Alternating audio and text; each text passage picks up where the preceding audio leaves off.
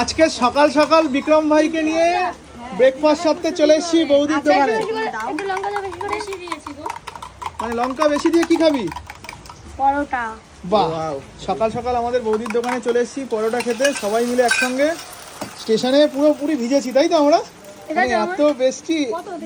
বাবা বৌদি ভাইকে পরোটা দাও। ভেঙেই তো গেল লাস্টে।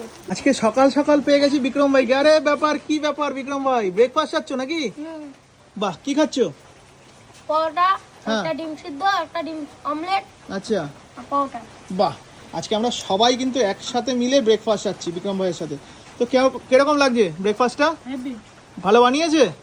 বাহ, এই সকাল সকাল আমরা অগ্রদূত সঙ্গের পাশে এই বৌদির দোকানে এসেছি। ও বিক্রম ভাই লঙ্কা। বিক্রম ভাই কি লঙ্কা কি ভালো খাও? লঙ্কা কি একটু পছন্দ বেশি নাকি?